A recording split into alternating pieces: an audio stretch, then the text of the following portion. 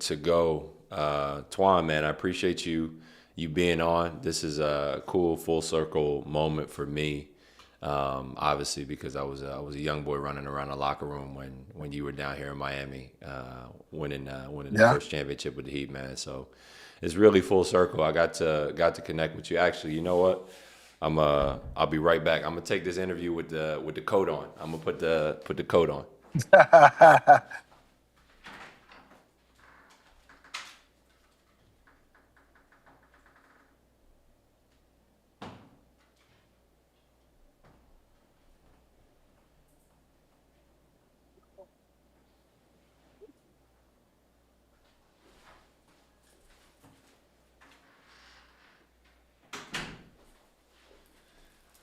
All right, I'm good to go. I'm feeling official now. I'm good to go. But Twan, man, thank you so much for being on. I wish I had one of those 15 strong cards and all that to real. I have some memorabilia in the back, the trophy, a little small trophy and all that stuff, man. But you were a part of one of the biggest basketball memories of my life, and just being around that team. I think it was really special, and a lot of people don't know. A lot of people never reach that point in terms of winning the championship. Obviously, not many people even play in the playoffs or even reach the NBA. But I think that team was so special, and maybe we can get started by talking about that team. That '06 team, man, you had a lot of vets on the team, a lot of mentorship, and a lot of people who had achieved a lot in their career before, right? You got yourself, three-time All-Star, part of one of the best draft classes in NBA history, arguably the best draft class in '96 with Kobe and Nash, yourself, Ray Allen, all them, AI. And then you have obviously my dad. You got Shaq. You got GP. You got Pose. You got a lot of vets. Jay Will and obviously D Wade, right? The young guys on the team. So talk to me a bit about that mix and some of the things that I guess you remember from those times in '06. Well, I think first for me, being able to, I was at a point in my career. Me and Paul were kind of trying to bring this out Boston Celtics back, and it was kind of we wasn't rebuilding, but we wasn't there yet. And I just hadn't played for a championship in my career, so it was a unique opportunity that came my way, which was kind of late in free agency because typically free agencies are done really early in June. Yeah. I mean, June, July, you kind of know where you're going. And I didn't have a clue, and I ended up thinking I signed with the Heat maybe August. I Yeah. think was probably like the real date that I ended up signing. But anyway, it was a unique opportunity to be able to one to play with D Wade, Shaq, obviously Zoe. I couldn't really pass the opportunity up, man. It was like, Yeah. nah, this is an opportunity to play for a championship, and I had never been a part of that. And I was going to my eighth year, and I wanted to see if I had a chance. And then remember the year before that, they were in the battle with Detroit. It Exactly. was Yeah. Shaq the It was first year, so close. it was really like exciting to see them in that battle. So to be able to get in that mix was an opportunity that I couldn't pass, and I got to give Pat Riley a lot of credit. They figured out a 13-player trade. I think still to this day, people don't know. I think that's the largest trade in NBA history. Yeah. That's You know, crazy. don't I didn't we, know we that. would have to fact check that, but I think that was I was a part of the biggest trade. So to be able to go there and play alongside those guys was something special for me. I will never forget the '06 team, but just the journey, the way we did it, I feel like we did it our way. It wasn't perfect. It wasn't your traditional basketball team that was all basketball. You was a baby, but it was a lot of partying going Yeah. on, Yeah. and Yeah.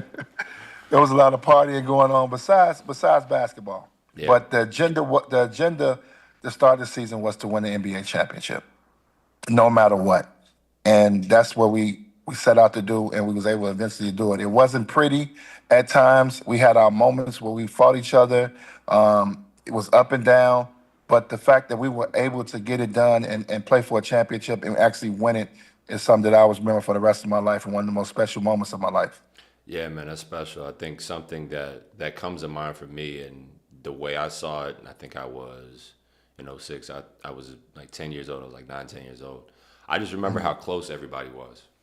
I remember um, going to parties at Shaq's place, and I remember we watched Star Wars one time, and he shut down the theater on South Beach, so we watched one of the Star Wars movies, and just like it was really a collective group. It was the families together. We was always at everybody's birthday party and bowling Yeah. events and kicking it with, you know, Gary's kids, and GP2 is in the league right now. So like it's been this tight knit group, and I think it's a testament to the fact that like we're able to sit down here today and connect. And I just shot you a message, and you're like, of course it's done, you know. So Mhm. it's really special, the that close knit group that was developed during that time.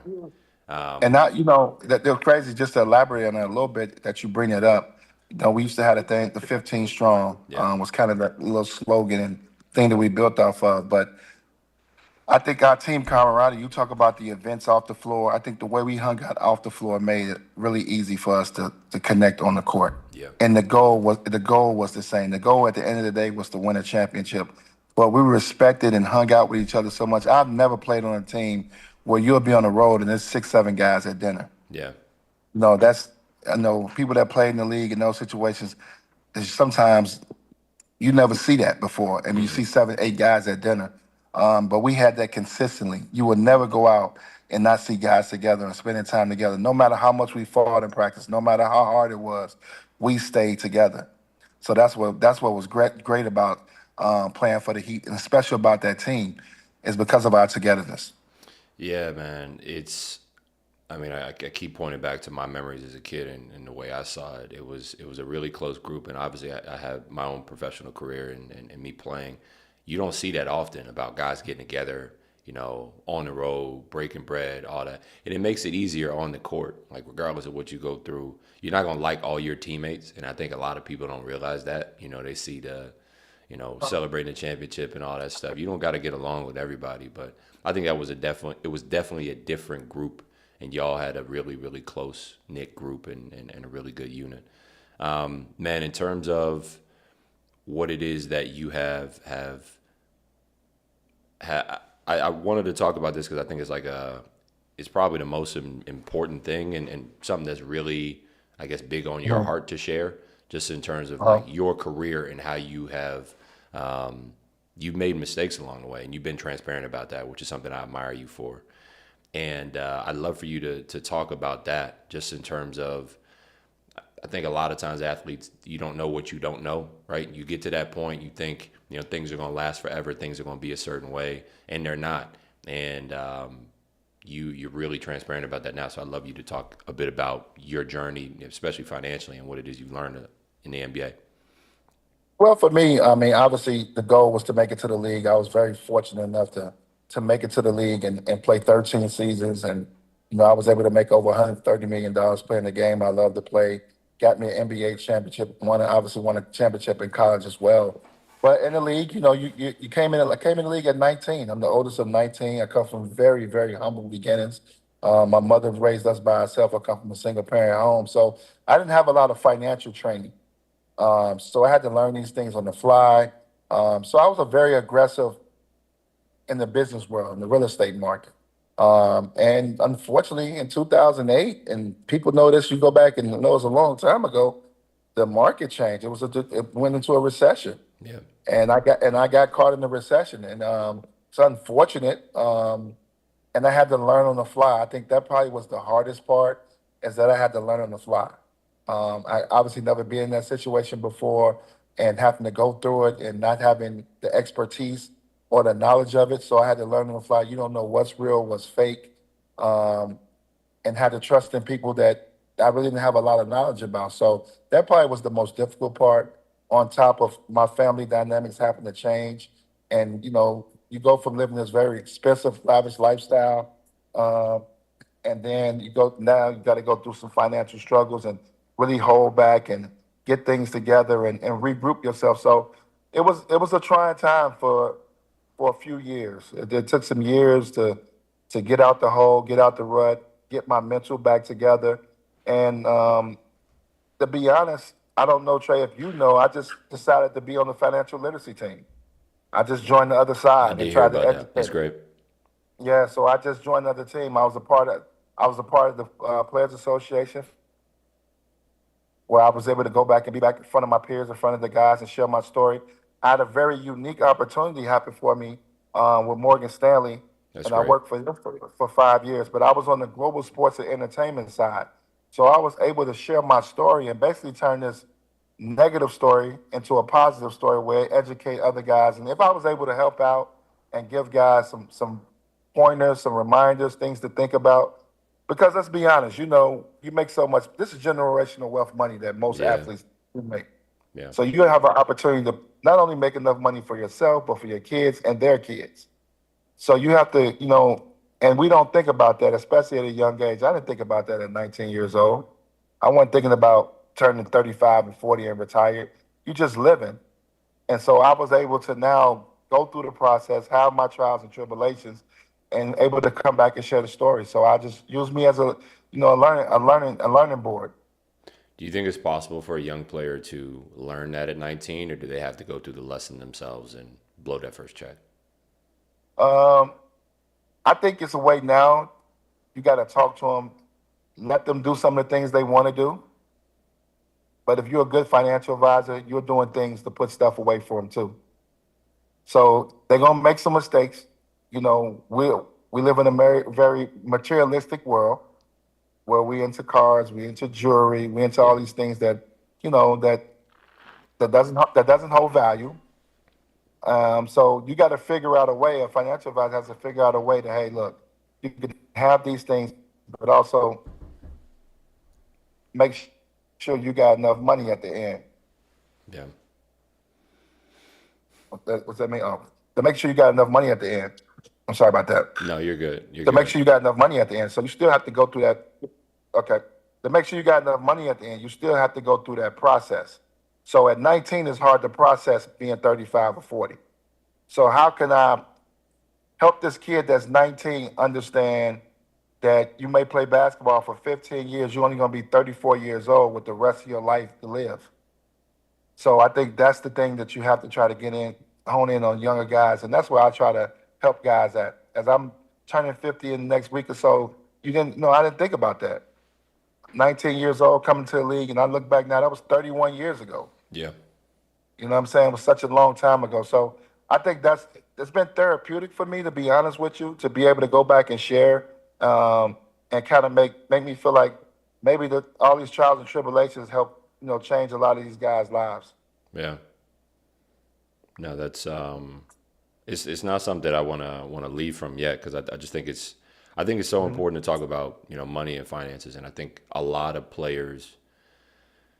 I mean, obviously, I grew up in a different world than most players who make it to the NBA. Farthest I went was training camp with the Rockets, but I think about a lot of the situations that players come from. It's not necessarily seeing their father with millions of dollars, right? It's not necessarily growing up in mansions and things like that. But man, I've definitely learned from, I guess, my dad's own mistakes and mistakes of those around me, and even my own mistakes too. And it's I guess the question would be this: how would you teach a young player coming up, maybe not a 19-year-old who's making it to the league, but I know I speak for maybe a lot of parents out there who have a young player who wants to play in the NBA. Maybe they're 13 to 17 years old. They want to play in the NBA. They want to play professional basketball because they're chasing that lifestyle, right? How would you, I guess, coach the parents to then tell their kids, hey, not everybody makes it to that level, but also when you get to that level, you're going to have to move differently. You don't have to buy, a new car, every couple of years or so. You don't have to buy the new house and all these different things. And the money, I mean, it spends. I think Shaq told his story before of how he spent $1 million in a day. I think he was a rookie. I don't know if you heard that story, but he was talking about how he bought Yes. his mom a car and all these people cars, and like they didn't realize there was he didn't realize there was taxes on the back end of that. So I guess talk about that. Like, how would you coach the next generation to make the best decisions financially? Well, I would probably start off like this. And obviously, the money's totally different now. So you got guys making way more money than when I came to the league. Hmm. And even when Shaq came to the league, the money was different. I think it was bigger. So when I came in, they had the hard cap was in. So when I came in, you was slotted at a number. I think you still are slotted at numbers In the now. draft? But yeah, but Yeah, when I you're still came in, slotted. Yeah, so the sixth pick for me was 3 years, $5.5 million. So my first year, I made 1.6 million. And just to elaborate on the point that you're making, so I make 1.6 living in Boston. So after taxes, I'm only going to see 800, 900,000 probably Yeah. of that money. So you got to think about this. Bought me a car, mom a car, mom home was $500,000. Bought me a condo, $300,000. That's it. Schools went from brothers and sisters. I'm the oldest of six. Went from public school to private school. So my first year, I was in debt. After my first year, so I'm in debt my first year, fresh out. Like, and I got in the league, and I think I made it. But technically, on paper, I'm in debt, not knowing that, hey, I'm gonna sign a max contract in 3 years, and certain things happen. Obviously, I started making more money, but my first year, I was actually in debt. If you're basing it off the $1.6 million salary that I got my first year. Who's giving you Now, granted, advice? Who's giving you advice then?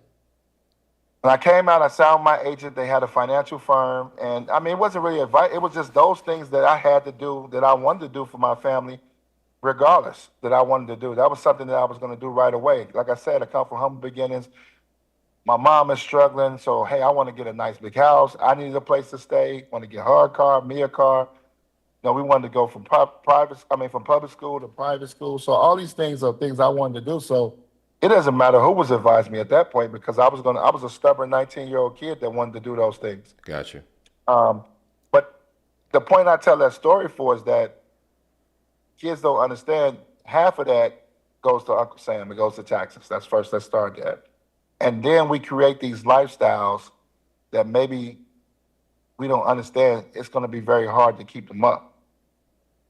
So you can create it and get things started, but you got to continue to play well, obviously perform well on the court, and then obviously you got to do great and smart things with your money. So starting out in the negative was not the smartest thing for me. So what I try to go back and tell guys to do, let's start off and start a good base. Let's start off saving. Let's wait till that second contract comes. Let's get to that second apron. Now in that second contract, now we can splurge a little bit. And as hard as it is, that first contract, let's try to save as much as we can. And then now, after we done played 2-3 years, you've been successful on the court, and that next deal is coming, now you can open up a little bit. And now you can do, splurge and do some things that you want to do, I guess, in the fun category as far as spending money. So you can do those things. So it's hard because guys come in the league, they're so young, at 17, 18, 19 years old, they don't understand that. But that is my message from a guy who came in at 19 and went through that process. How do you coach the family to make it easier on the athlete? Because yes, I understand the fact that you wanted to do that for your family. You were a stubborn 19-year-old kid and you wanted to take care of your people. I understand that. That's respectable. I also know, and this is just me from growing up around the game, I know family can be, for lack of a better word, a pain in the ass, right? For the athlete, right? Just in terms of the bills, the expenses, and all these different things. And they come with a handout and people start, they come out the woodwork and they start asking for help in a bunch of different ways. How would you, I know it's partly advising the athlete in terms of setting those boundaries, but I think it's a lot of it is like, some people just don't come from a family that, has that level of respect to say, okay, we're going to wait until the second contract to get broke off. Yeah, it's kind of tough. And that's a great question. I think honestly, and it's kind of simple, and it's kind of a short one word, 2-letter word. You just have to get the word no in your vocabulary. I mean, and that's tough. It's tough to tell mom, dad, loved ones, grandmothers, brothers and sisters no. But I would suggest any professional athlete that is trying to do something positive and have generational wealth money, you got to get the word no in the vocabulary. Obviously, we're going to do a lot of great things for our family and friends and help them out. But at some point, you have to be selfish and just say no. And if you don't get the word no in your vocabulary, you're gonna always have problems. And it's just as simple as that. I tell guys the toughest thing is to tell your mom and dad no. Yep. The toughest thing is to tell your kids no, or your brother and sister, or anybody that's been helpful in your journey to making it to where you are, you always want to do nice things for them and do great things for them. Yeah. But you have to tell them no, because you have to think about 35. You have to think about 45, 50. You Yeah. know, you have to think about those things. So they would probably never understand that because they may not be the one going through it. Mm-hmm. But that's that, they use that word tough love. That's kind of that tough love thing. So you have to get it in you to me to be successful. If I gave you your check now, right? Let's say I'm the Celtics and I gave you your 1.6 right now. How are you spending that 1.6? I would say that's a great question. I probably wouldn't buy some. I probably wouldn't buy a place. I probably would rent. Would be the first thing. I'm just thinking of some of the bigger things that I would do. Explain this because I don't think a lot of people understand the importance of, like, I rent my place. Some people say, okay, you want to buy a place so that you have the asset and it appreciates over time. I think if you live in a place, if you look at the numbers, you got repairs, you got costs, you got mortgage, you got all these different things. But when you rent, you're not paying for those things necessarily. You're paying for the rent, and then the building comes and they fix the washer and dryer. They fix all these different things. Talk a bit about that, because I don't think people understand investing appropriately. Well, I think we all get caught up, and obviously, great. Don't get me wrong. Owning your own stuff and having it as an investment property and owning it, and it's great. But in the beginning, especially being a young guy or a young lady or somebody that's young, you will better do better renting. Yeah. Because one, are you going to take care of the upkeep of the place? Do you want to pay for the upkeep of a house? Are you going to pay for those things? That's one thing.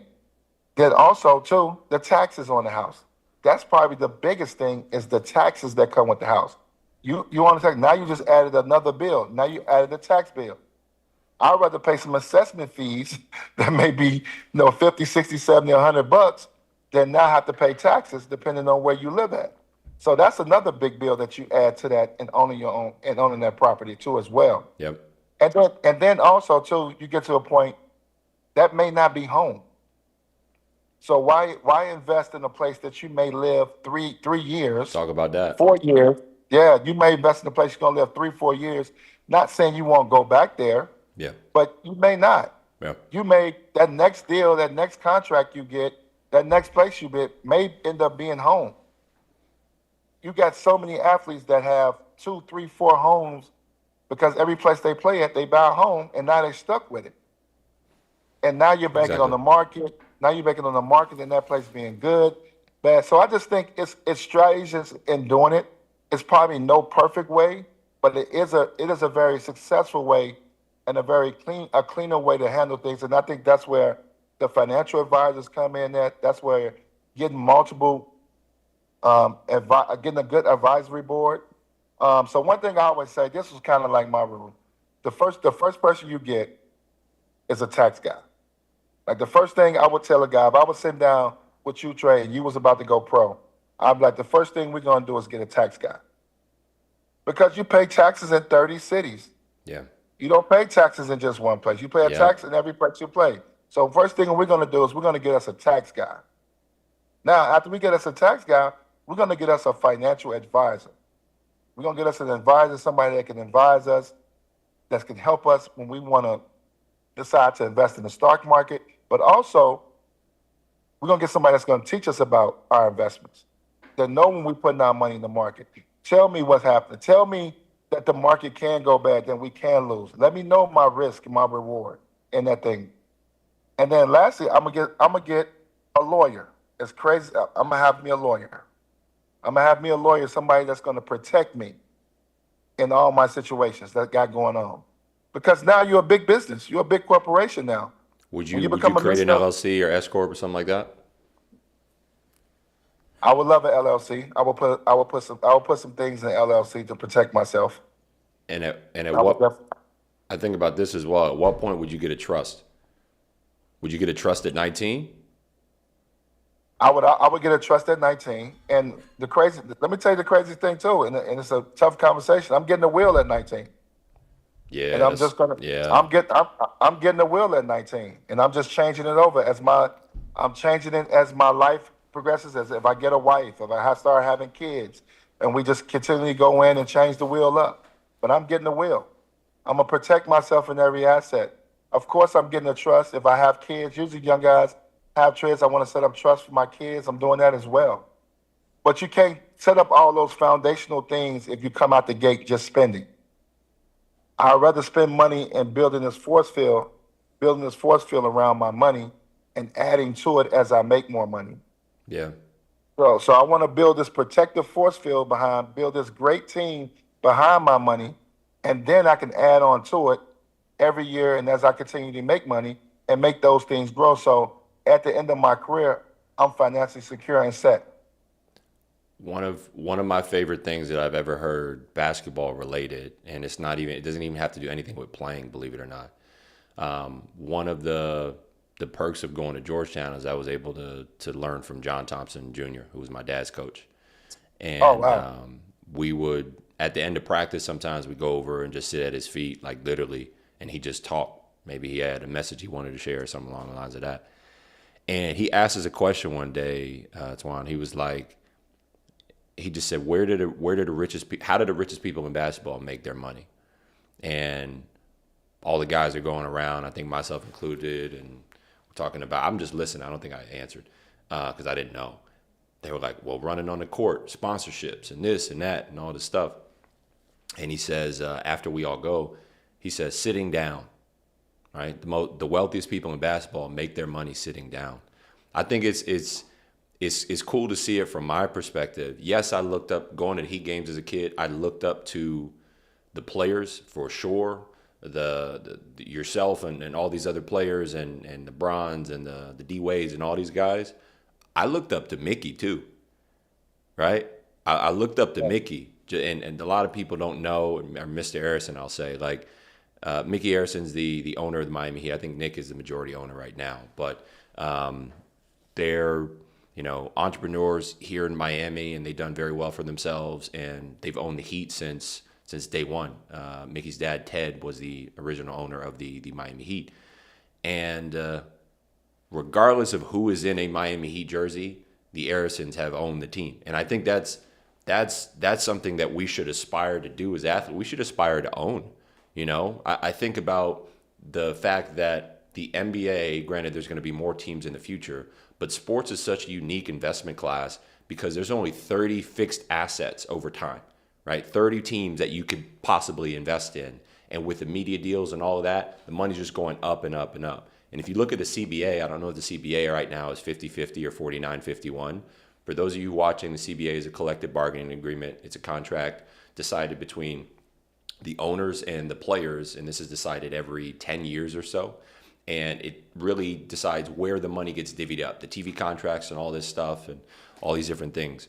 There's only 30 owners. Granted, there's more than 30 owners because there's majority owners and minority owners. But there's only 30 owners technically that have to split up 50% of the money. And there are 450 guys every year who have to split up the other 50%. And those guys are changing. Guys are retiring. Guys are leaving the league. Some guys don't even get pension in the league. I think pension's like 10 years. Yeah, you gotta play 10. Yeah, To you get a gotta full play. pitch, you gotta play 10. Yeah, you got to play 10 like in the league to get pension. So like, man, there's so many layers to this, and I'm a big believer in playing smart instead of playing hard. Granted, you do have to play hard and work hard, and the men we're talking about and the owners in the league, the men and women who are owners in the league, they've worked their butt off to get to where they are. Same thing with the players. I just think a lot of times as players, we play the wrong game, and we're competing with the wrong people. And what we should be doing is investing our money in the right places and in the right things to be able to create generational wealth as time goes on, man. Because I don't care. I look at it this way as an entrepreneur now. I want to make money when I'm sleeping, right? I want to make money when I'm sleeping. And yes, you could talk about as a professional athlete, you get paid you get paid on your off days, sometimes like that, even when you're injured. But man, the time commitment, the energy commitment, the effort commitment, the tax on your body over time, the moments that you miss a loved one's, because you're traveling and hooping and doing your job and all these things. Man, like, we give up so much as athletes, and I think we're fighting the wrong fight at the end of the day. You've learned that, and you see that now. But man, like, how would you get it across to athletes that, like, hey, bro, like, you gotta stop doing it the way you're doing it, and just chasing a check? Because I think about it this way: regardless of who you are in the NBA, regardless of how much money you make, how big your contract is, you are a high paid employee. You're a I high think paid employee. that's granted. I think for me, what I try to, the advice I try to give, and the mental space I try to put guys in, think about how hard you work to get to this level. Think of the blood, sweat, tears that you put in to become a professional athlete. All the suicides you ran, all the extra jump shots you shot, everything that you went through, and you see your parents do whatever they can to support you and to get you to a certain level. Why you want to get there and then give it all away? I think that's something that you try to hone in on guys, and being a living example of that and going through my trials and tribulations.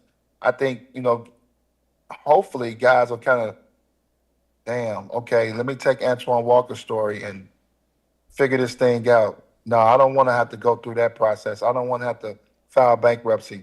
I don't want to have to do those things. So that's the thing about it. You have to really take them through real life situations. I think sharing is great. And it's kind of funny. And being in 6 different NBA locker rooms, you talk about everything under the sun in the locker room. Everything. And you know what I mean? And we don't have to get into that. But one thing you rarely hear, man, is guys talking about what they invest in, Yep. or what they're doing with their money. And it's sad to say. And obviously, I was on a team and played in the NBA, but I'm one of the biggest culprits. If I just did a great investment, I ain't coming in the locker room telling all the guys, man, I just made a great investment. That ain't something you just don't, for whatever reason, that's something we don't share. That's what it has to be more Yeah. about. We have to share with each other. Um, if you ever notice, like, think about it. We see great individual stories, and we know a lot of guys have done a lot of great things with their money. A lot of great things with their money. But if you really think about it, why we don't see 4 or 5 guys on the NBA team? Why we don't see 4 or 5 guys on the NFL team? Yeah. Why we don't see 4 or 5 guys doing big ventures together? We hear about individuals doing great things with their money. We hear about those success stories, but we never hear it was 4 or 5 guys that created this company or created this big space and making money together. All our NBA teams that are being bought right now and stuff like that, and from what my knowledge and what I'm watching, I mean, there are some single owners, but they're grouped. You always hear the group. You always hear a group. Yeah. Why is it not an NBA group Yeah. You of look at players that are doing? I'm just saying that are doing investments and doing things together. Why is it not an NBA group? yeah. And it may be. I mean, from my knowledge, that's not stuff that I read and stuff that I see. And when I was around, I didn't see it. Maybe now it could be a couple guys that's doing some stuff quietly together. But why we don't get that on the forefront? Why we don't talk about that? Why we don't encourage you guys to do stuff together? But I think that's when we start seeing that. That's when we'll start making a difference.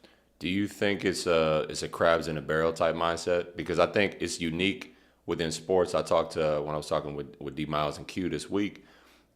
Basketball is the only sport, not basketball, but sports in general, is the only profession that on your sick day somebody can come in and take your job. I think, yes, you do want that camaraderie. Like you talk about the '06 Heat team and how everybody was so close together.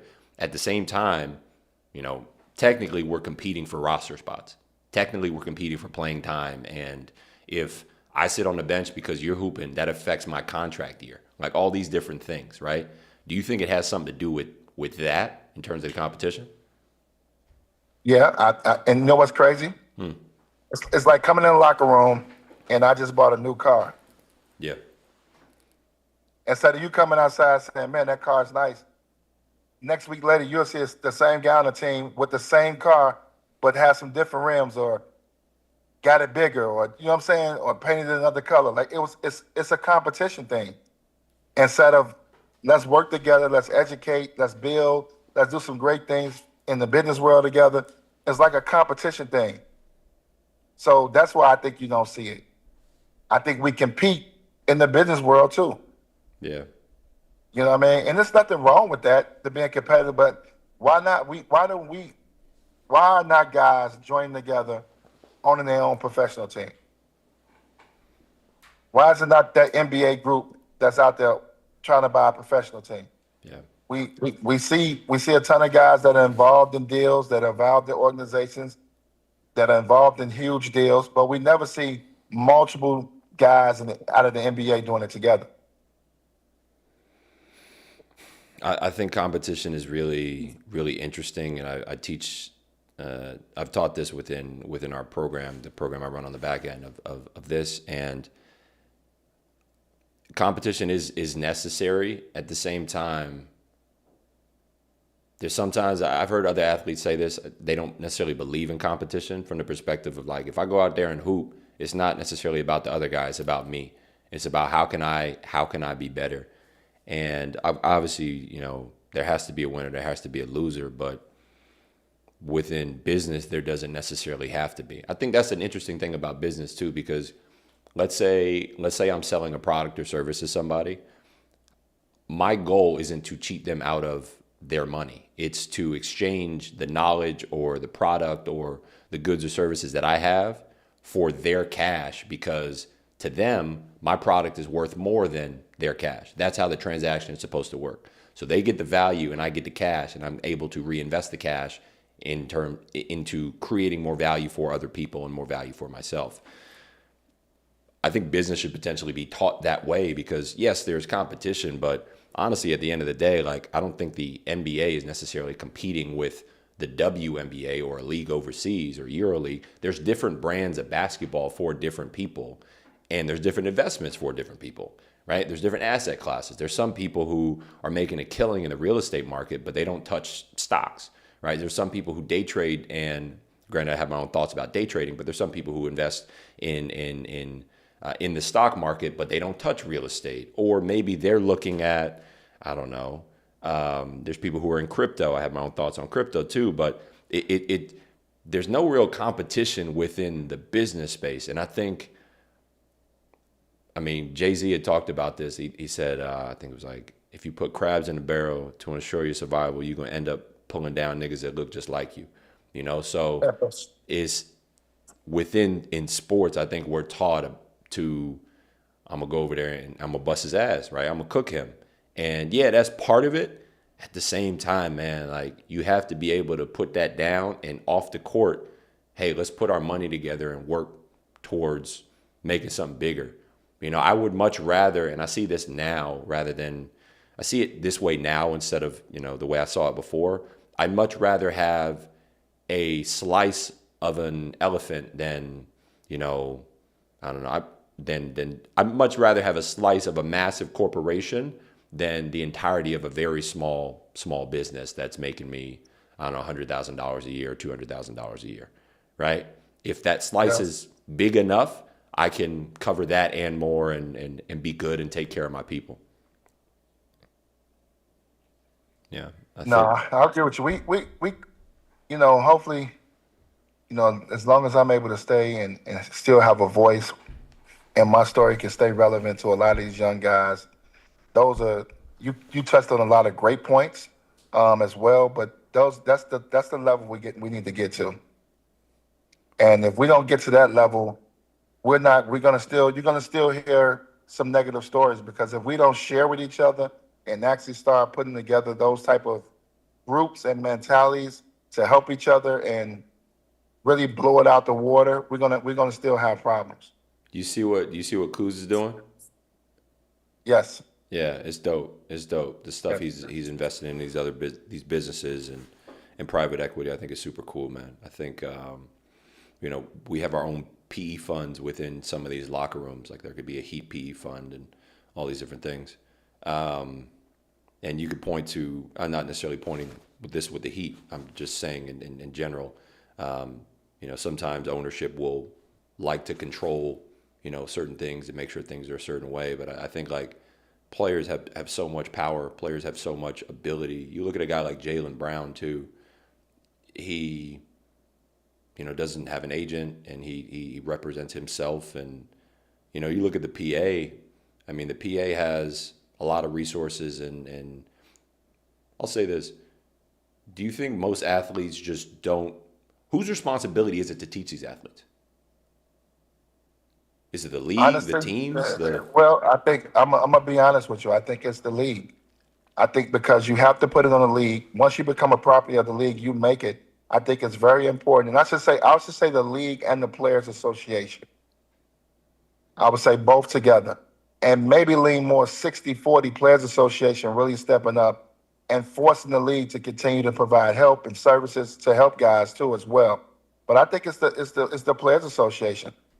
We got to help each other out. We got to continually put together programs where we continue educating ourselves and educating.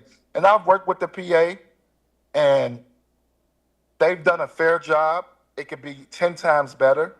I think it should be more important. We're getting together. They do a rookie transition program. Obviously, you try to go visit the teams once or twice a year, but it needs to be consistently. You know what I mean? And the guys that need help, we need to pinpoint them. We need to have more smaller groups because everybody in the room is not a LeBron James, not a Steph Curry. yeah, Where they're maxing over $600 million and $700 million. That's a different ball game yeah, for certain guys that are in the $600-700 million career earnings. To maybe that guy that only made $5 million in his career.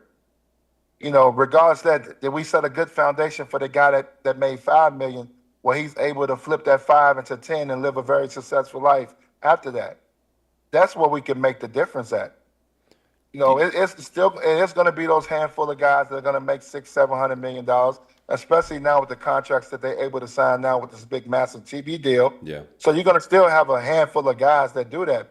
But what about the guys that are still down there at the bottom, the mid-level guys? Are we still making sure those guys are taken care of? Are we still providing the financial education for those guys? Are we still putting the effort and energy that's needed into those guys? Because what happened is that people see on TV, they see the guys signing the 5-year, $350 million deal. So they're like, oh, the NBA the league is fine. No, there's still some guys down there at the bottom making league minimum, taking care of a lot of families and friends and stuff like that. There's still some guys that are in the middle, that's trying to build generational wealth money.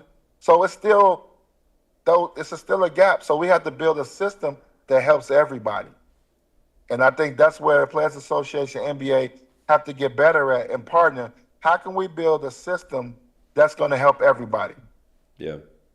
You know what I mean? And I think once we get to that place, you'll start to see more success stories. Because to be honest, the numbers are still way too high. I think the numbers may be still like 60%, 70% of athletes go broke after their career's over with. We still got a really big high number. Yeah. Not sure what the actual number is now, but the number was super high when I was keeping track of it. But it's still and we're not saying that some guys are going to make mistakes and they're not going to be teachable, but let's at least provide the resources and help for guys. I think about it this way, man. I think honestly, I think it needs to be privatized. I don't think it.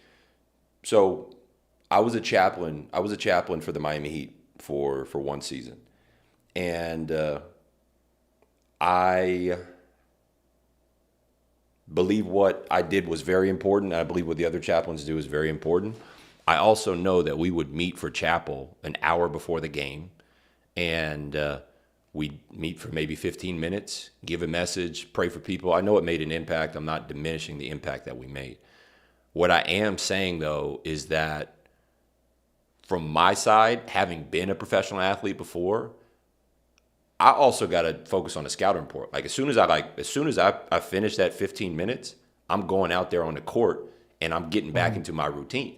I'm prepping my body and I'm going again and again and again. You got 82 of those games in the NBA, 41 home, 41 away. You're traveling. You got all these different stimuli and all these different things going on.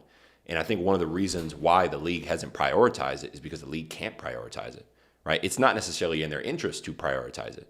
Yes, it's important. It's kind of like politics in a way, Yeah, we can make a change. Yeah, we can pass a law, but until it becomes a fire that we have to put out, we're not going to put it out. That's why I think it needs to be privatized, because there's only so much time, and the leagues and athletes, they're too busy. You know what? No, they're not, and that's a great point. And I'm a double back on it from a guy who's sat on the seat, been in the programs and stuff like that. Um, I think it got to come from the players. It got to come from the superstars that's in the league right now to say, "Hey, look, we want to make our players association strong." See, they only base it off the deals the guys are able to get, and which is unbelievable. The money that make guys are making right now is unbelievable. I love it to see it, but also the education part and financial part, and making sure guys understand they're doing the right things, or at least providing the education part, is taking a back seat. That's the bad part. It's taking a back seat, and that's unfortunate that is taking a back seat. And I'm watching it happen right here before our eyes because they have a great deal right now, which is a TV deal. They got a great deal, so everything now is like not important. Yeah. So now that's the thing. Oh, they got a great TV deal. The guys are making great money. So the Players Association is kind of like, oh, we're good. No, let's continue to educate. Let's continue to put this on the forefront. Let's make sure guys take care of their money. Let's make sure guys do the right thing with their money now. Why are we cutting back on that part of it now? Now it's even more important that guys do great things with their money because now everybody's making good money. So they've made some mistakes, but I think it's important and put the onus on the Players Association to step up and make sure that we continue to educate and help each other. You've done a great job fighting the union, fighting the NBA and getting a great deal. Now let's work together to help our players together. Let's make sure that all the guys got the right resources, got the right information, share with each other, and let's try to become, make this generational wealth last forever, man. I think that's what it's all about.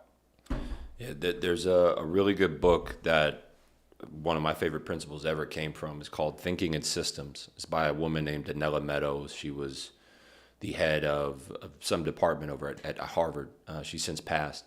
But the book talks about the three different parts of a system.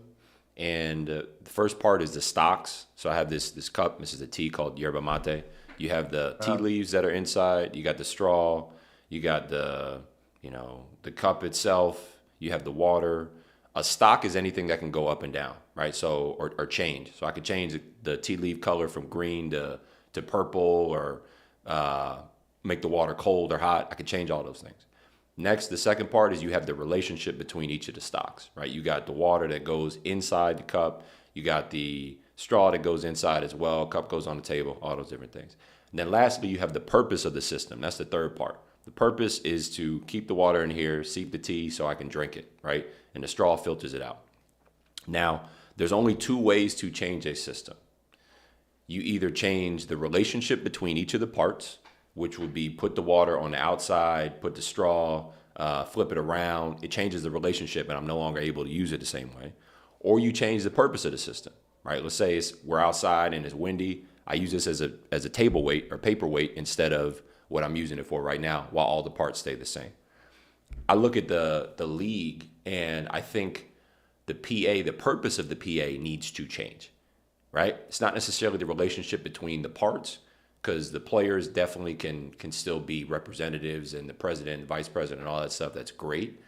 The purpose of the PA needs to change. If the purpose of the PA is to prolong the wealth of these players and the playing careers of these players, great. I don't know what the purpose of the PA is right now. I think, honestly, just from my outside perspective, granted I'm not super involved with the PA, but I know enough about it. The PA does a whole lot of things, right? The PA serves as protection. The PA negotiates the CBAs. The PA, make sure players are taken care of legally. They can, you could do some other things through the PA, like hire a private investigator. All these different things. You could do all these things through the PA, but there's no specific purpose for the PA in terms of, okay, we're going to prolong the wealth of all of these players and help them be prepared for, I guess, every season and every arena of life that they're going to step into, right? That's not the thing. So in my opinion, the purpose of it needs to change. And yes, you're right. The the motivation needs to come for the players. I also know it's really hard to get a guy. You're talking about like, so if we look at the leadership of the PA right now, NBA, PA leadership, I think CJ McCollum is is CJ the president still? No, the president is Fred VanVleet. Grant Williams is the vice president. Mason Plumlee's the secretary. You got Jaylen Brown, vice president. Trey Murphy, Karl Anthony Towns is the vice president. Gabe Vincent, one of my brothers, he's a vice president too, and Santi Aldama. It's kind of tough. Granted, I know there's a bunch of different representation across the board in terms of how much money guys have made. Some guys, Jaylen Brown is one of the top earning guys in the league, and you got guys who have made less than that. You know, hopefully it changes. I love to sit down with these guys and have them on the show. But I think it's tough to make a change, man. It's tough to get. I've served in representation, whether I know it's much smaller, but I've been the president of certain associations or vice president of certain associations. It's tough to make a change because it's such a big system. This is why I think it needs to be privatized instead of, yes, the PA can definitely serve a role, but like all these guys, they got seasons coming up, right? They got travel, they got shoe deals, they're going over to China to be with Puma and all these shoe companies, and they're doing their thing, and Li Ning and all this stuff, man. So like, yes, it can come from the inside, but I really think, like, based off of your perspective, there needs to be some sort of outside body that is maybe privatized, and it says, okay, we're going to work with players and we're going to get them set up with the tax guy initially to help them, make sure they save money on taxes, right? And then we're going to make sure, the order of operation that you had said before that I had my AI note taker write down, something along the lines of that, I think would be much more helpful than the PA doing it. What do you think about that? I think a retreat would be great. You could make it twofold. You can pick a fun place. Mm-hmm. I think you make it, you do a 3-day thing. I think you make it really informational. I don't think you don't put stuff that means stuff. I think you have meaningful speakers and people come out. They're in the financial space, the financial world. I think you try to touch a little bit. I think you have the best tax guy you can find. I think you have the best guy you think that's investment-wise. Not saying that they're the best, but what we can find that can talk to our players and speak to our players. Because I'm still big on the education part, because we may not know. So now I want to get educated a little bit. Then it's just about the camaraderie of the guys being able to sit down and actually talk.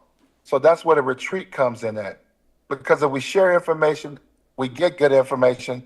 If we share information and we get good information, things will be great. So That's what I like about it. If we can do that, I think that takes a little pressure off the PA, or the PA can set this up. And I think it may not be to take all the top guys in the league, but if you get 4 or 5 of the guys that have had three contracts, we talked about before, that have made $500, $600 million playing, I'm pretty sure those guys are doing great things financially. Asking those guys to come share their story, come talk about some of the things. And I'm talking about real situations. Like, hey man, how you handle your family? You know what I mean? It could be a simple question as that. Hey, how do you take care of mom and dad? When a guy comes up to you and asks you for a business deal, how do you tell him no? How do you let a good friend off know that you don't want to do his business deal, but you don't want to, hurt his feelings? Like, just put real life situations that guys are really going through, and let's talk about it and help them be better equipped, better advised in those fields. I think that's what's going to make guys be better in the financial world. I guarantee you they share, I work out with this trainer, he real good. Yeah. I bet they share that type of information, but let's share the financial information. Or also, too, I'm going to go back to what I said earlier in the podcast, is that when are we gonna partner? When are we going what? When are we gonna start partnering together? Yeah. And like I said, I don't know. I'm pretty sure it's guys in the league that do partner together. I don't know that, but when are we gonna actually? When we gonna start seeing more two, three guys get together and start their own businesses and own situations? I mean, some of our greatest players. Look at Michael Jordan. He's been a great businessman. We never hear that he was with another player. Magic Johnson, great businessman. They're separate. They don't do business together. You know what I mean? They don't. I mean, you never, unless it's something that we don't know about, but we don't see them making big splash. Why don't those two guys get together on the team together? Why we don't see that? They're involved in teams. I mean, so it's different ways, but we can, no, so it's different ways that we can be helpful um, to help our players out. It's just a matter of if we actually get in front of them and want to do it. What if this is the thought that I have. I'm actually sending this to a buddy of mine, just so he could tune in right now since we're live. Um, one of my, I'm really fortunate enough to be around people who are making a lot of cool decisions and investments. And I'm fortunate enough to be able to learn from them and ask questions. And I even think back to my time at Georgetown. Like, I don't know if you know this about me. I speak 7 languages, some better than others. I have 2 degrees from Georgetown. And while being at Georgetown may not have, and I can talk about this, I'll talk about this later in my own types of content, but may not have been the best fit for me basketball wise. It was the best fit for me socially because I was able to be around. Some of my friends were, I found this out later. Their families are billionaires and some of the wealthiest families in the world and royal families from all these other countries around the world. And it opened my eyes to access to resources, to investments, to wise ways to make money rather than just doing it with your blood, sweat, and tears on the basketball court. And I think you're absolutely right in terms of maybe like a retreat or just some sort of educational platform. I think even this, the rookie and the vet, to be able to teach these players how to make the right decisions, how to structure a deal, let's say, how to find the right investments, how to pool their money, how to, I don't know, set up their legal teams to be able to review these documents. I think some people will have maybe tax guys or legal teams that aren't even equipped for where it is that they're going. I think some teams are. I'd say this. I think some potential, tax teams and legal teams of some professional athletes, they're not necessarily built to make more money. It's just about preserving the money. It's just about keeping the money, right? But I think there's a way to multiply it, and that's a completely different teaching, right? That's a completely different lesson that you're teaching these players, because it kind of reminds me of, and we've all seen this, like the team that goes up 20 points in the fourth quarter, they end up blowing a game. It's because they stopped playing to win. They started playing not to lose. Let's not blow this lead. Let's not mess up here. Let's not mess up that. And I think you can even do the same thing with your finances, right? Granted, you still may have millions of dollars in the bank and you're cool, you're good. But what I will say is, like, you could make much more.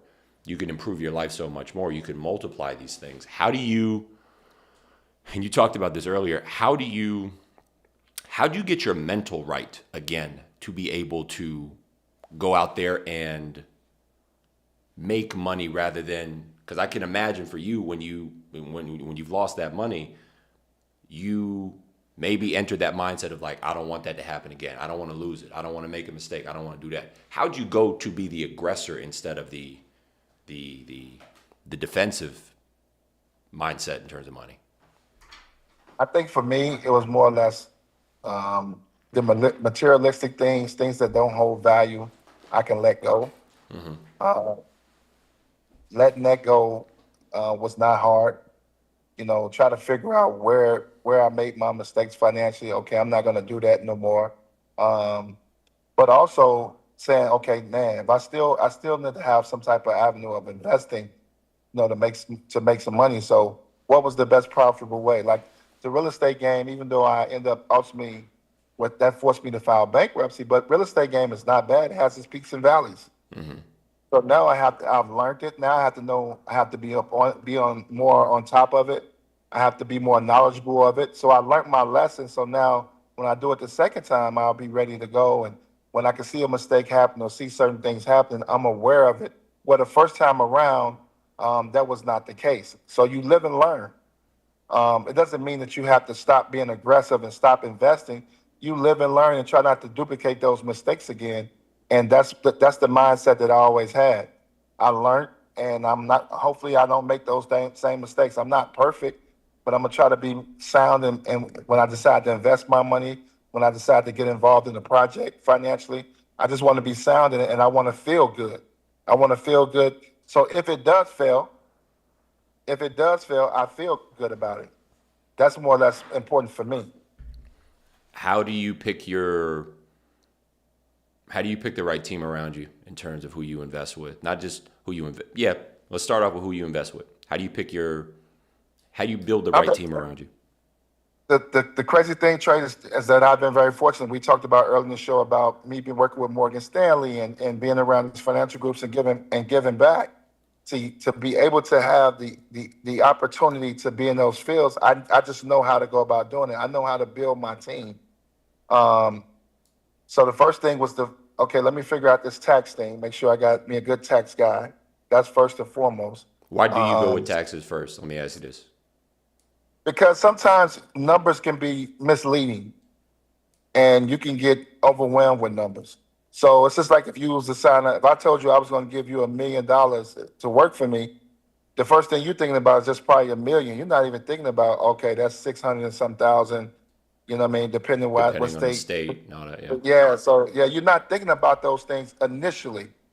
So by going through my trials and tribulations, I just think in numbers now, and I factor in the taxes into everything, because that's a part of life that I didn't think about back then.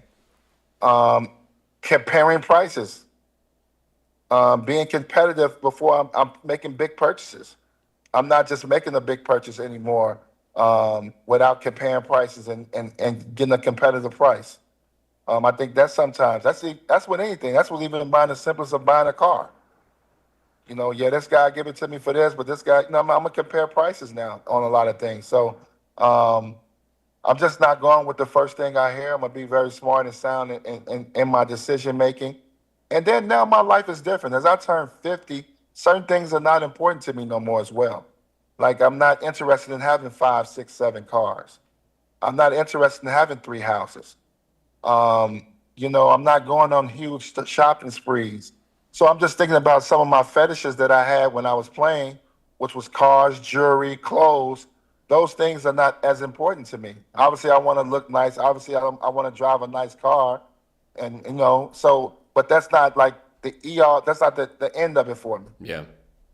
And I don't have to go crazy doing that.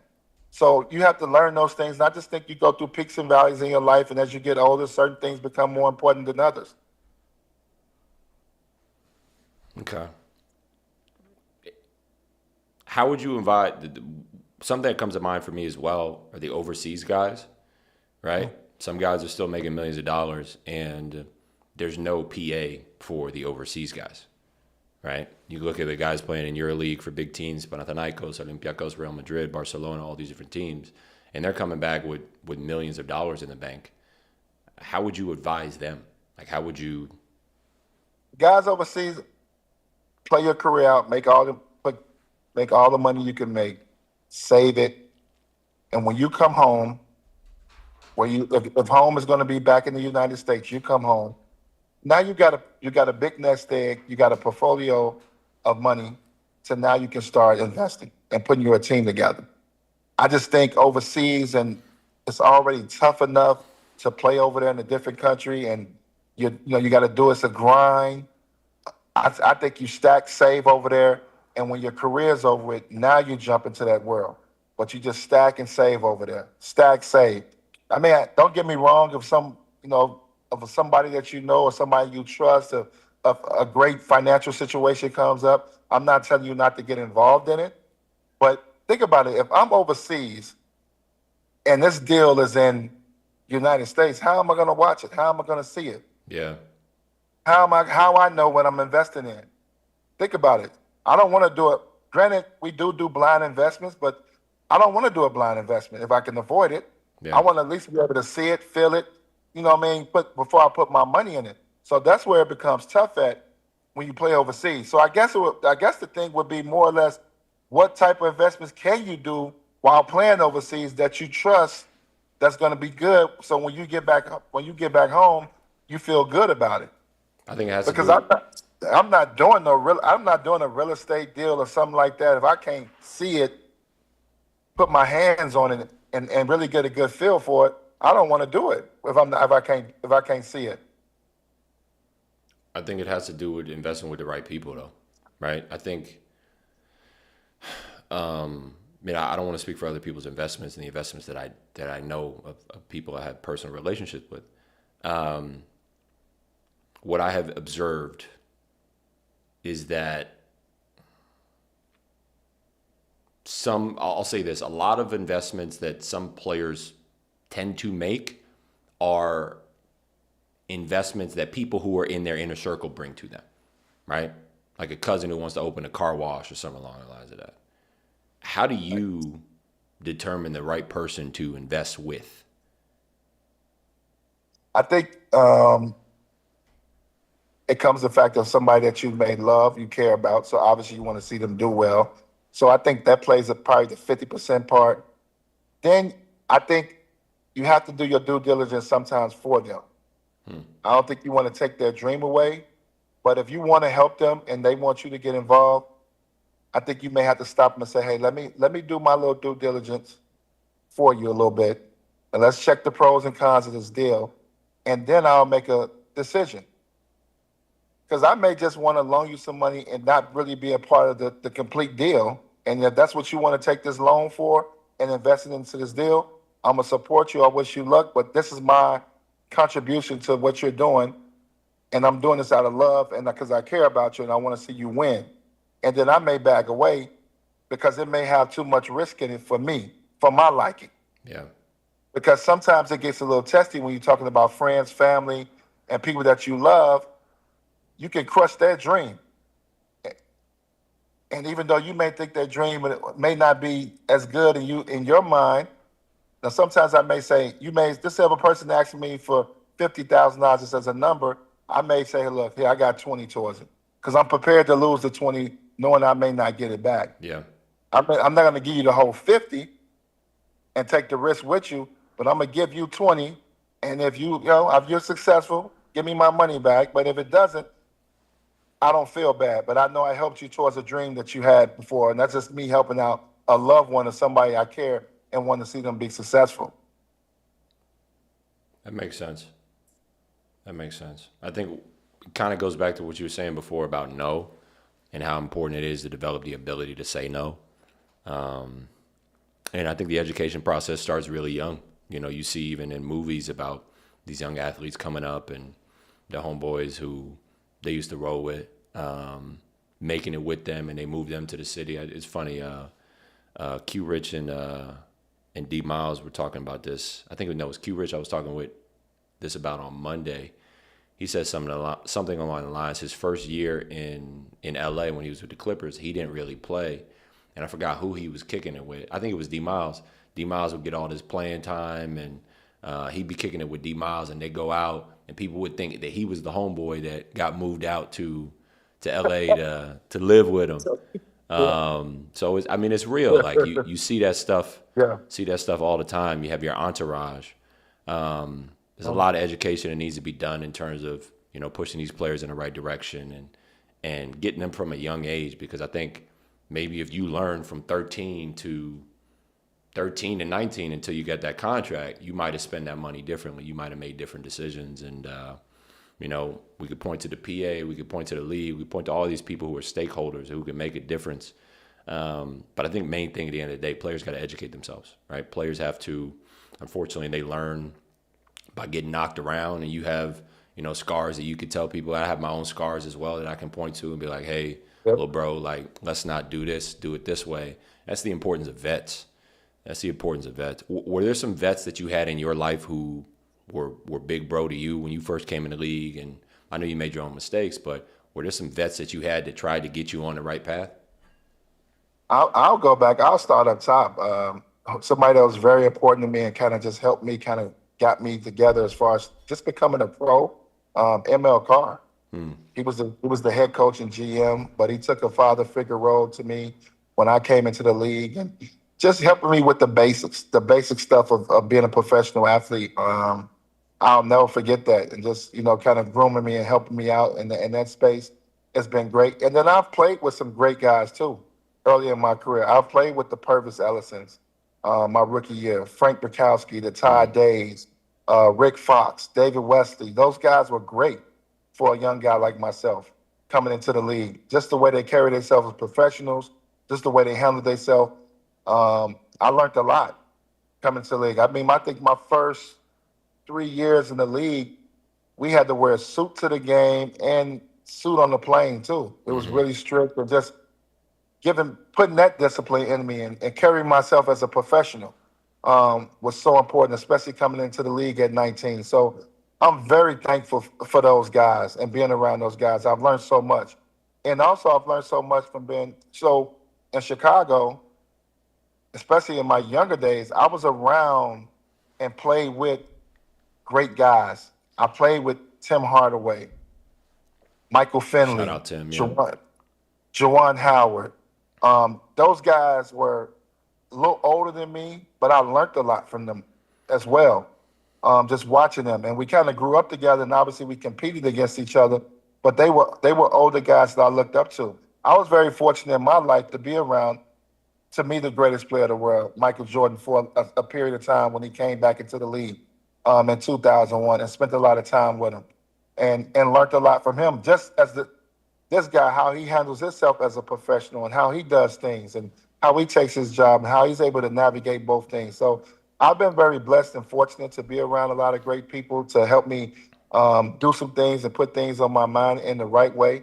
I mean, even with that Heat team, being around your dad and his work ethic, not only necessarily his work ethic was sick, especially on the basketball court, but both ways, to be around him and to watch how he became the mayor, and to me still is the mayor of Miami. Yeah. You know what I mean? And I'm being honest, and not because I'm just serious. I'm just being there and watching that and watching the charity work. You don't know this. You probably don't remember. I used to come to Summer Groove. Yeah, the Summer Groove. We was talking about it yesterday. Yep. Yeah, I was a big Summer Groove guy. You go back and look at all the photos. I didn't miss the Summer Groove. Yeah. And watching him do so much in the communities with his golf tournaments, I always inspired to do that. I did golf tournaments for 4 or 5 years. I did a charity weekend. I did my charity weekend because of him. Yeah, that's great. You know what I'm saying? So that's like he started that. He made it cool for guys to get together in the summer, do a charity basketball game for charity. And I see so much stuff that he did in Miami. I tried to do that as well in Chicago. So I feel good about that in my life. I felt like I made it. I gave back in a great way to the city of Chicago. And that's something that I always can hold my head and be proud of. But I played with those type of guys and watched those guys do so many great things. That's what made me want to do it. I watched Tim Hardaway sponsor our NBA Summer League, and one of the biggest watch things in the city of Chicago. And when he got done, he passed the torch to me. So it's just those guys were very influential to me in my life. And just those little things just go a long way watching them do that. Yeah. Now the NBA, I was talking about this with D Miles yesterday. The NBA is a brotherhood, really. I know we could, y'all compete, and it's not even, the reason I say we too is like I feel like I was a part of the NBA as well, just because it's a family thing. It's not just the players. Not to cut you off, just to say that Darius Miles and Q Richardson, 2 guys that you've had in the show last, those are my brothers. Those are not friends. Those are my brothers. Showed up. They showed up for me in anything that I ever did. Charity. I mean, I'm forever indebted to those guys. Those guys never told me no for anything that I was doing charity wise. They've always done it. Showed up, never asked for anything, and did whatever I needed them to do in the community. So I have unconditional love for both of those guys. Those are my brothers. And I'm just, thankful that those guys were just real brothers to me, and we looked out for each other. So as we having this conversation, I'm thinking about you were on with two of my main guys that looked out for me, Yeah, that made sure that they supported me. So I definitely wanted to say that those guys are unbelievable. that's what's up. Shout out to Knuckleheads, man. That's what's up. Yeah. Man, do you think, and I know we're just closing up now, but do you think that the culture of the league is a bit different now? I know guys still definitely go to one another's golf tournaments and look out for one another. I don't know if I don't think there's a summer groove type thing going on anymore. That was like a unique time in basketball. But I know there's a lack of veterans around the league, or the veterans now in the league are maybe like my age, 29 years old, as opposed to, you know, some of the guys you mentioned, and my dad coming into the league and having Robert Parrish, you know, his backup. Like, it's a different world we live in now. Yeah, I think right now, I think from the players' point of view, I think the players, association players, we got to get the player association strong. I know it's great money wise. Like I said, we talked about that earlier. Great TV deal. Guys are making great money. I think, but we also got to get back to making the foundational structure of helping each other still good. Like, we still have to continue to share. We still have to talk about investments. We still got to talk about making sure guys are doing the right things off the court. We got to get back to that. We got to keep that still strong. It's not something that we got to beat each other over the head about, but we still got to have that, 2 to 3 meetings a year that we're, talking to guys, making sure guys got their stuff in order. Are we making sure guys got wills? Are we making sure guys got prenups?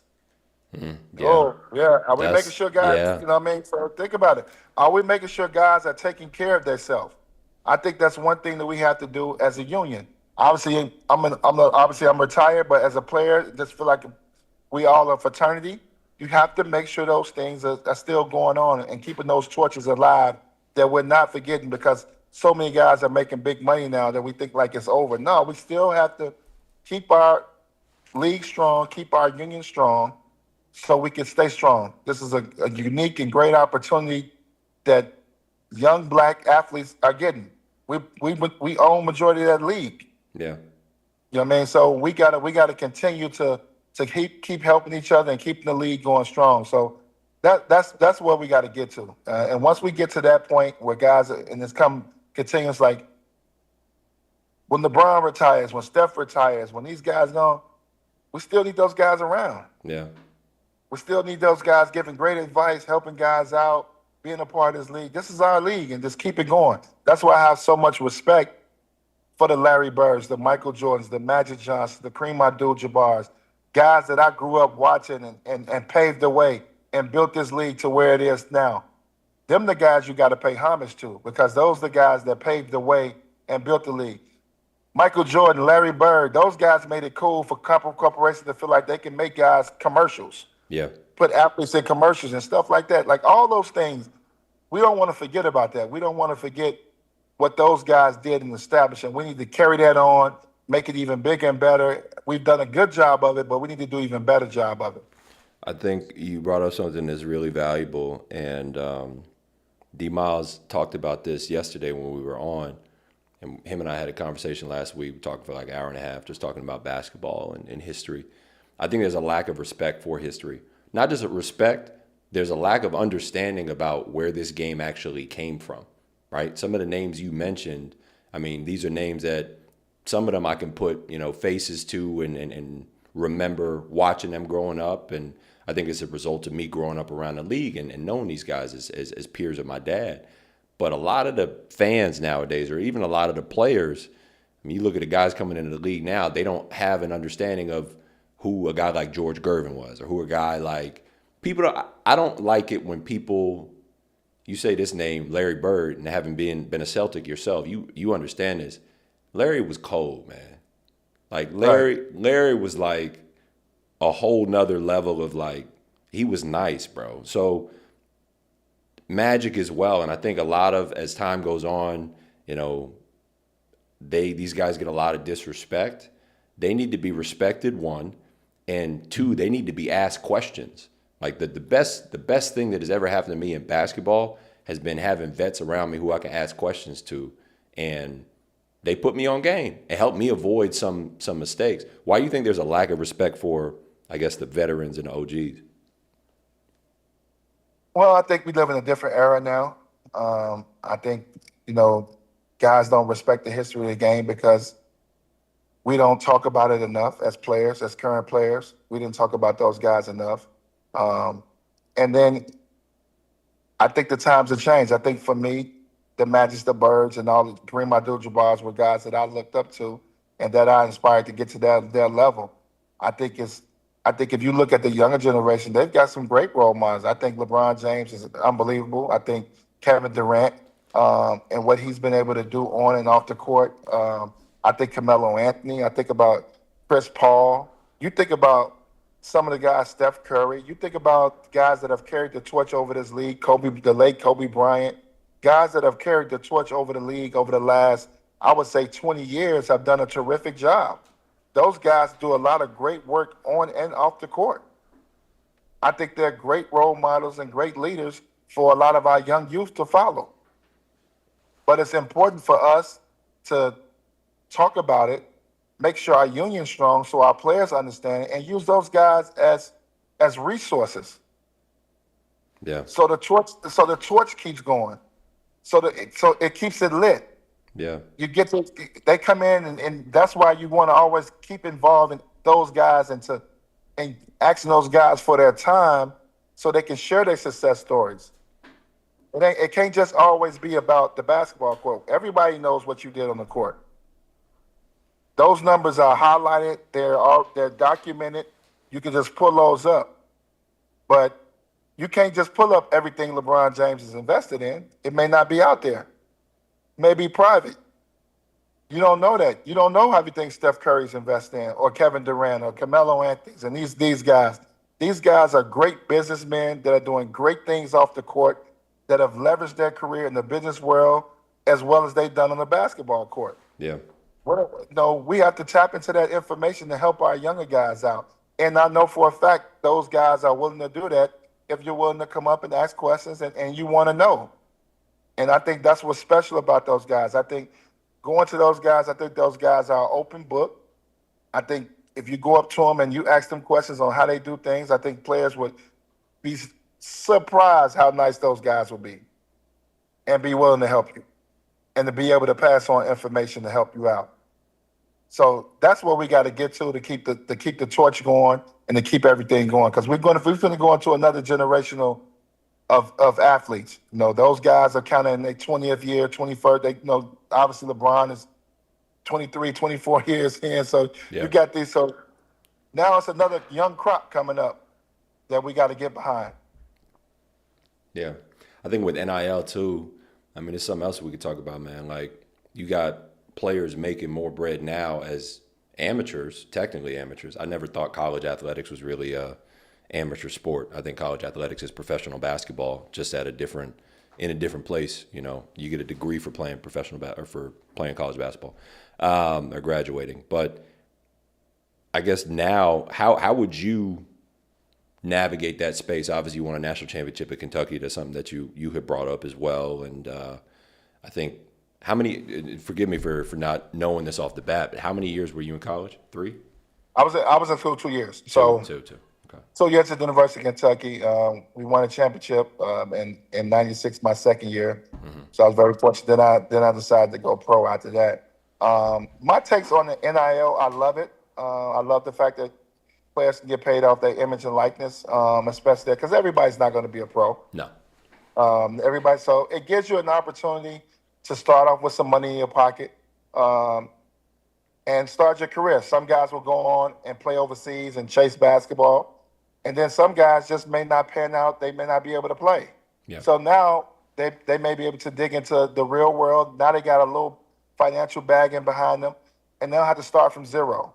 So I think that's what's so important about it. I love that part about it, that even if you don't make it, if you've done the right thing, you probably, and you've made money for 4 or 5 years of your career, and you got some money in your pocket to start your life. That's the hardest things, to be able to start getting to the real world with no money. Yeah.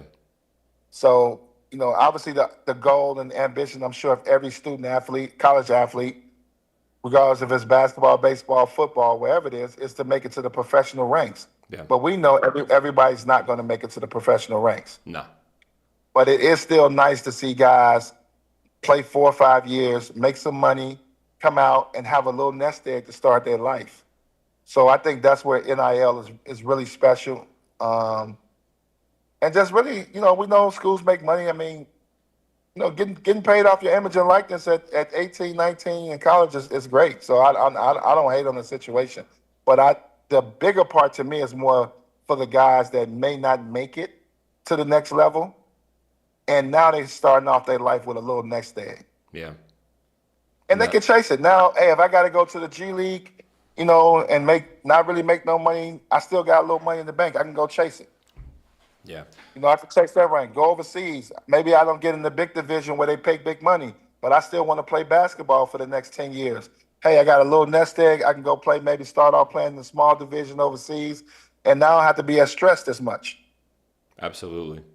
You know what I'm saying? So I just think it's so NIL is so big in that sense for athletes, more so than just they making some money in college.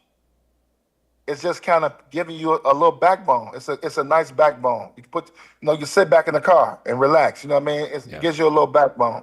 So that's what I love about it. I think one of the main principles that I took away from today is when you first make that money, start saving and start building and setting up your team to be able to make more money. It's like building the foundation initially to be able to prepare yourself for what's to come. You see people later in life setting up that foundation in terms of the trusts and the wills and all these different things. And I think the spotlight gets on you too. And this is one of the last questions I want to ask before we wrap up. I want to be respectful of your time. You said something that we haven't talked about yet on this show, but it's something that happens all the time as an athlete. When you make it, you're a in shape, handsome black man who attracts attention. And you get a lot of attention from women who want to be chosen. You get a lot of attention from women who want to, level up as well. And you said the word prenups, man. And I think that's something that's not talked about enough within sports because it's a sensitive topic. From your perspective, I mean, how would you teach athletes about that and the importance of that? For me, I think obviously you want to marry someone that loves you, and I truly think whatever woman somebody picks, they probably do love them to death, and this person does everything for you. You guys hit it off 100%, and you decide to get married. But if I've worked 20, 25 years of my life to get to a point where I'm making millions, I'm in my profession, I have to protect myself because if you was to get married, if I'm gonna marry you, and for some odd reason it doesn't work out, and we've seen this, the percentages don't lie. They don't just leave; they attack your wealth. Yep. Unfortunately, and a lot of times that is because they know you're going to get somebody else, and they're going to get somebody else. But they typically attack your wealth, and I'm not talking about taking care of your kids and paying child support. Most athletes are going to do that regardless. I'm talking about the big divorce settlements that just come out and you pay these big lump sums of money. Not talking about child support. So you have to be cautious of that, and you have to protect yourself from that because if you decide not to make it, and typically when you don't make it, it's probably the divorce happens. It's kind of weird how the divorce happens at the end of the career. Mm-hmm. When you're retired, after you 1-2 years out the league, and stuff like that. So it's kind of, I always say, they eat your shit while you're playing. Yeah. And then when it's over with, then it's over. Yeah. So I just think, the numbers don't lie. 60-70% of, the numbers I saw in the last few years is always 60-70% of athletes get divorced when their career is over with. 67? It's like 60 or 70% of athletes get divorced when their career is over with. The number's high. That's crazy. Yeah, and we know that. Most women eat your shit while you're playing. And then when it's over, it's over. So I just think it's another you try to protect yourself, and obviously you hope you pick the right woman and you guys can be married for eternity. But if it doesn't happen, you got to protect yourself. Yeah. Because of the body of work that you're putting in to make it to this certain level, to make the kind of money that we make, athletes make. you hate to see them have to give it away all in the divorce. Yeah. Man, there's so many lessons you could take away from this. I mean, I'm gonna be reviewing the notes and putting something together, hopefully, to be able to help these athletes. And I know you helped a lot of people with this conversation today, man. This is something that I'm gonna play back, and other people are gonna play back as well. So, brother, thank you for your time, man. I really, really do appreciate it. Before we wrap up, any closing remarks, closing messages, some things that I guess are on your mind to share? What are you working on? How can we support you? No, everything is good, man. Continue working, trying to, you know, be in sports in some capacity as always, whether that's going to be television, whether that's working with an NBA team, whether that's working with a player association. Sports is a big part of my life. So anywhere I can be impactful in that space, I like to be in that space. But no, man, I mean, I'm gonna stay involved in sports. I'm gonna stay continue trying to help the youth in the best way I can and just enjoy life, man. That's what it's all about. Yeah, exactly, man. It's a sacrifice to do what you've done and be a professional athlete at any level, man. And I'm really grateful that you share your story and that you chose to share your story here too, man. Because it's a benefit, man. It's a benefit. I'm not where I am today. I think, even I like to think about it this way. I had one of the best childhoods, probably the best childhood ever. Just the fact that I grew up within the space of basketball and learned from yourself and learned from my dad and learned from the Shaqs and the UDs and the D Ways. And some stuff is taught, yeah, but other stuff is caught, man. And I'm really grateful that, you've been a part of this journey for me. So much respect to you, brother. Oh man, thank you, man. Yeah, Appreciate it. Keep going, man. This is of gonna course. be your podcast is gonna be great, man. You're gonna keep going, and I like the fact you're not a sports podcast. You're talking about some real stuff and sports, so that's gonna make a difference, man. That's You what's, carve, go ahead. I'm you sorry. carving out you carving out a great space for yourself. So continue with it, man. They're gonna need to hear that because you're gonna bring some great guests on, man. Great guys with a lot of great information. So continue it. It's gonna be great. Thank you, brother. I appreciate it, man. I Uh, definitely will. Yes, I sir. definitely will. We'll wrap, man. Be All good. right. All Thank you. right.